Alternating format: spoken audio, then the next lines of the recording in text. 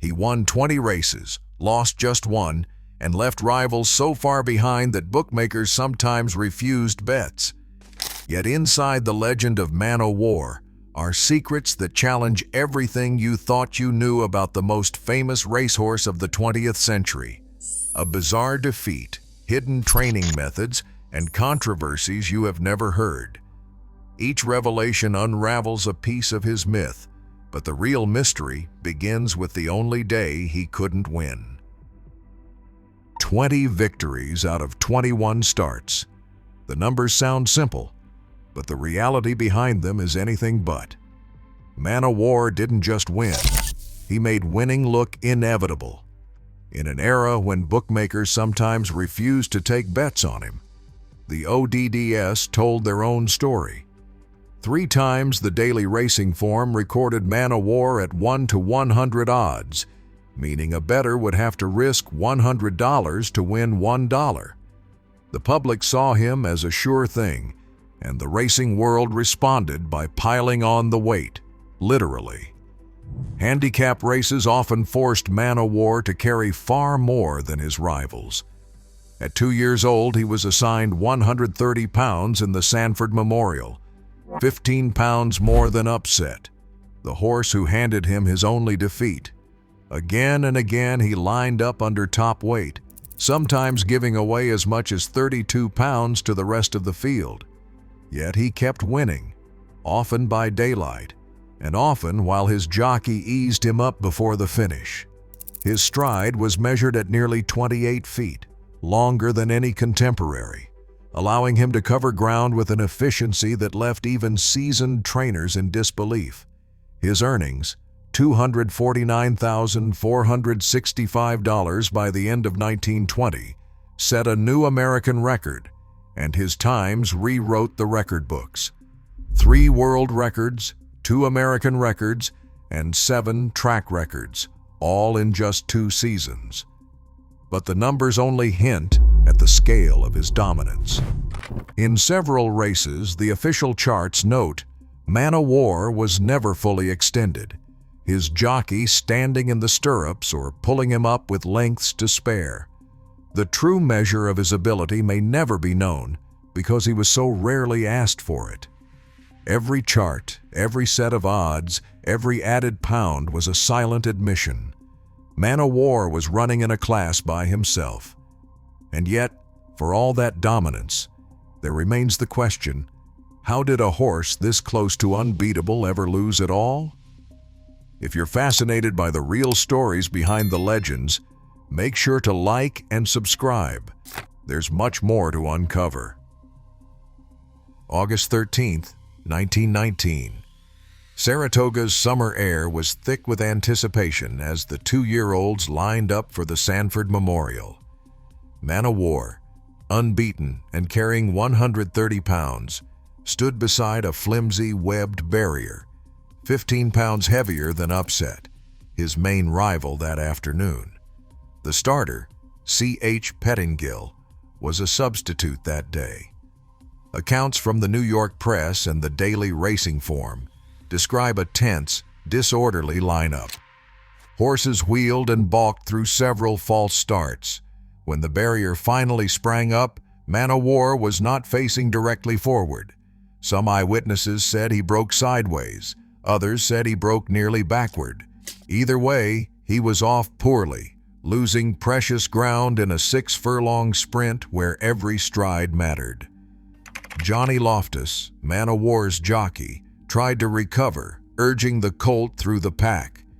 The DRF chart notes that he was blocked early, checked repeatedly behind Golden Broom and Donnacona, pinned to the inside rail with no room to run. Upset, under Willie Knapp, slipped through on the outside and saved ground around the turn. As the field straightened for home, Man o' War finally found daylight.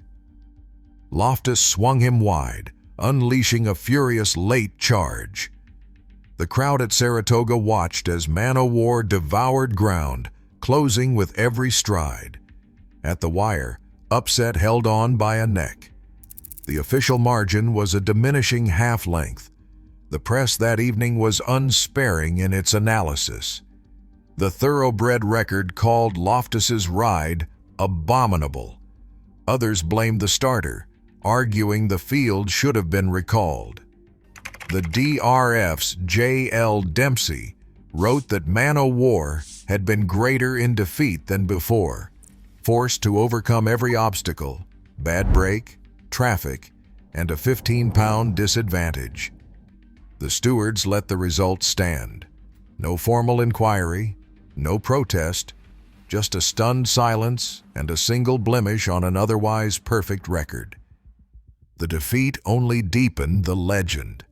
In the weeks that followed, Man o' War would face upset 6 more times and beat him every time. Samuel Riddle's choice to skip the 1920 Kentucky Derby with Man o' War was shaped by practicality, not pride. In that era, the Derby had not yet eclipsed the Eastern Classics in prestige. For Riddle, a Pennsylvania horseman, the thought of sending his prized colt on a grueling 24 to 36-hour rail journey to Louisville raised real concerns. Specialized horse cars offered little comfort, and the risk of shipping sickness or weight loss loomed over any long trip. Riddle saw no sense in jeopardizing Man o' War's health for a race that at the time was just one of several major spring contests. He also questioned the wisdom of asking a 3-year-old to tackle 1.25 miles in early May. Man o' War was not even nominated for the Derby. Instead, Riddle aimed for the Preakness Stakes, then held before the Derby and the Belmont, both closer to home and offering substantial purses. These races, run at Pimlico and Belmont Park, drew national attention without the strain of cross-country travel. Later, trainer Louis Fustel recalled that Man o' War was off his feed that spring, reinforcing Riddle's careful approach. The Triple Crown was not yet a fixture, and the Derby's aura would grow with time. For Riddle, safeguarding his colt's future took priority, a decision that would ultimately define Man o' War's legendary campaign. Louis Fustel understood from the start that Man o' War was no ordinary colt. Early mornings at the stable often began with the sound of hooves pounding out long, measured gallops, sometimes as much as 2 miles before sunrise. Fustel believed that channeling raw energy into extended work was the only way to keep Man o' War's mind and body in balance. He told reporters the horse's appetite matched his power, polishing off 12 quarts of oats a day, a feed bucket emptied with the same determination he brought to the track. But managing that much spirit took more than calories and conditioning. Fustel recalled an early training session at Saratoga when Man o' War launched his rider 40 feet through the air, then tore off on his own for 15 minutes before anyone could catch him. That episode led to extra barrier schooling and strict routines, a regimen built to keep the colt's nerves under control. When Clarence Cummer took over as jockey in 1920, the partnership brought a new level of precision. Cummer was known for his quiet hands and patient tactics, just enough restraint to keep Man o' War from burning out early, but never fighting the horse's natural urge to dominate. In race after race, Cummer would settle into the saddle, let Man o' War find his rhythm, then unleash a controlled drive that left rivals scrambling. The combination of Fustel's discipline and Cummer's touch produced a horse that arrived at the starting line not just fit, but focused, ready to turn all that restless force into record-breaking speed. Belmont Park, June 12, 1920. Man o' War stepped onto the track for the Belmont Stakes, already carrying the weight of expectation. He broke sharply, settled into his stride, and by the far turn, the contest was over. He crossed the finish line 20 lengths ahead, the clock stopping at 2 minutes, 14 1/5 seconds. That time was not just a new American record for 1.5 miles, it was a world record, set while his jockey, Clarence Cummer, barely asked for more than a steady gallop. The newspapers ran the numbers in bold print. But the real gulf came into focus as the season rolled on. In the Lawrence realization, Man o' War faced only one rival, Hoodwink. By the quarter pole, he was alone, stretching the lead with every powerful stride. The official margin was listed as 100 lengths, a number so large it still sparks debate. The stopwatch told its own story: 2 minutes, 40 and 4/5 seconds for a mile and 5/8, another world record, nearly 5 seconds faster than the previous best. Even then, Cummer was easing him late, the outcome never in doubt. At Saratoga's Travers Stakes, he stopped the clock in 2 minutes, 1 and 4/5 seconds for a mile and a quarter, a track record that would stand for 42 years. Each time he lined up, the question was not who would win, but how fast he would run, and by how much he would rewrite the standards of his era. For Man o' War, the clock was never an enemy. It was just another rival to leave behind. November 1920, Kenilworth Park. The air was thick with tension as two giants of American racing met head-to-head. Man o' War and Sir Barton, the first Triple Crown winner. The match was billed as the race of the century, but what set it apart from every contest before was not just the rivalry, it was the cameras. For the first time, a horse race would be filmed in its entirety for distribution on newsreels across North America. Crowds packed the stands, but across the continent, thousands more would soon watch the duel flicker to life on silver screens. If you enjoy this deep dive, please like and subscribe. The field was simple, just the two champions, both carrying 126 pounds. The distance, 1¼ miles, was set. Sir Barton broke sharply, taking the early lead, but Man o' War stalked him with a measured stride. By the far turn, the chestnut's power was unmistakable. Clarence Cummer let out a notch, and Man o' War surged past, opening daylight with every stride. He flashed under the wire in 2 minutes and 3 seconds, a new track record for Kenilworth, 7 lengths ahead of a horse who had ruled the Triple Crown just a year before. The newsreel footage captured more than a victory. It preserved the spectacle for a generation. For the first time, fans from Toronto to San Francisco could witness Man o' War's dominance, frame by frame. The film played in theaters and storefronts, turning a single afternoon's performance into a national event. The match race wasn't just a contest of speed and stamina. It was the moment Man o' War became a living legend, not just for those who saw him run, but for anyone who watched the flickering images and felt the roar of the crowd echo down the years. If you enjoyed the story, please like and subscribe. Retirement from racing did not mean the end of Man o' War's influence. The record books at Faraway Farm began to fill with names that traced back to him.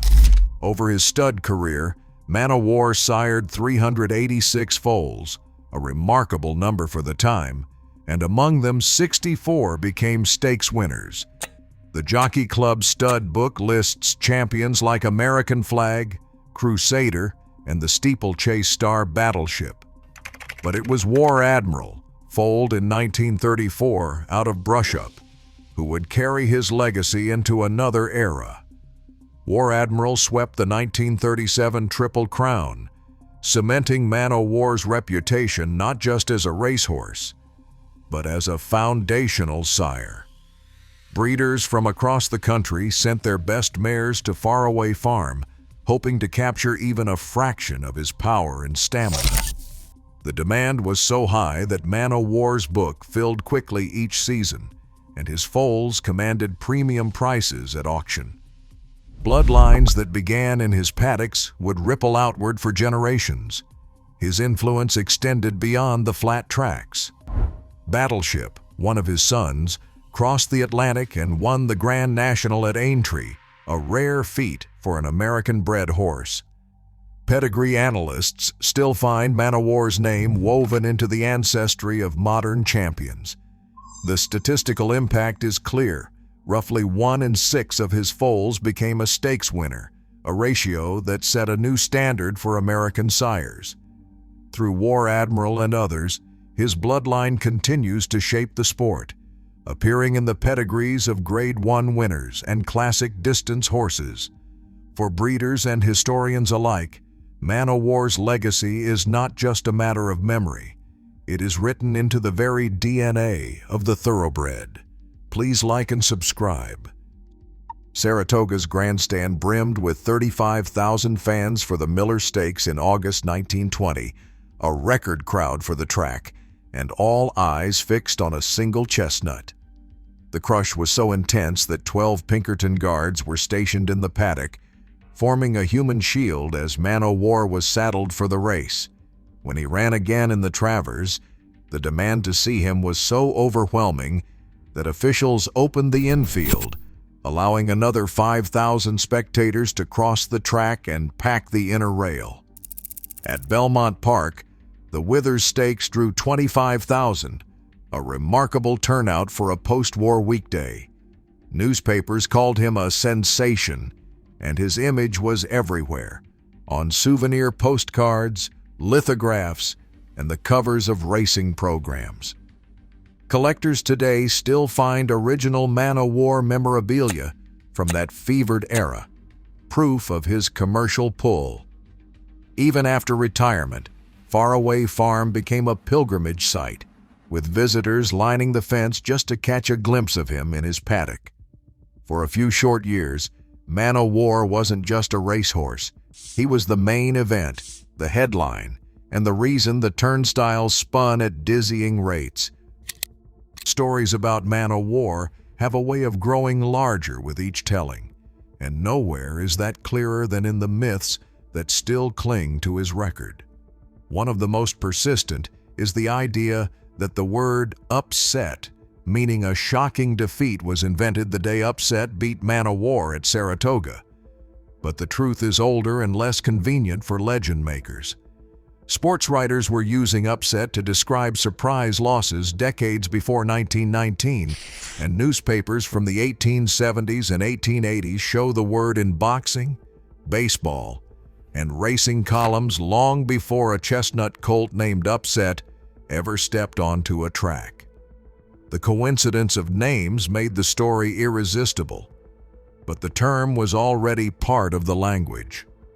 Another rumor that refuses to die is the suggestion of foul play or inside dealings after the Sanford Memorial. In 1920, the Jockey Club declined to renew the riding licenses of Johnny Loftus, who rode Man O' War, and Willie Knapp, who rode Upset. No public explanation was given, and no evidence ever surfaced to tie their non-renewal to the Saratoga race. The official records from the Jockey Club and the Daily Racing Form show only that both men's careers ended abruptly, fueling speculation but offering no proof.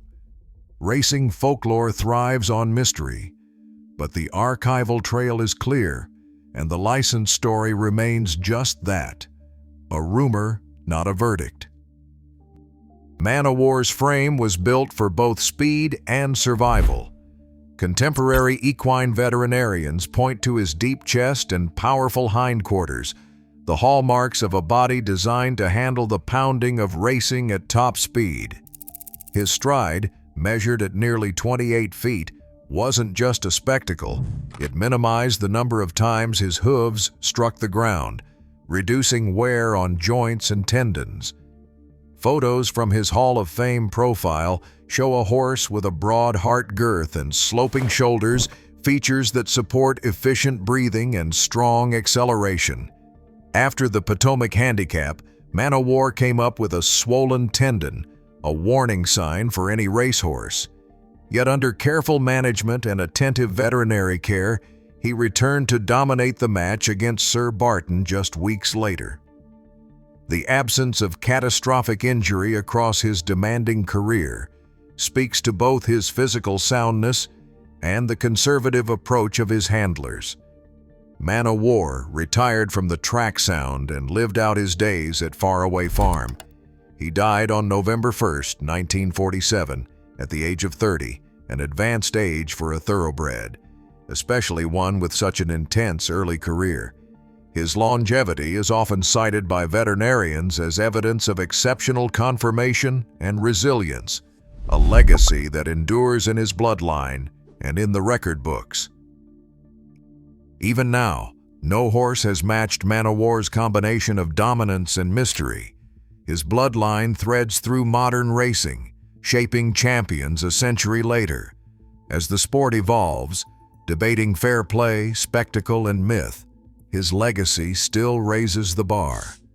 Greatness isn't just what's won, but what endures. What does the word legend really mean to you? Drop your thoughts below. Please like and subscribe.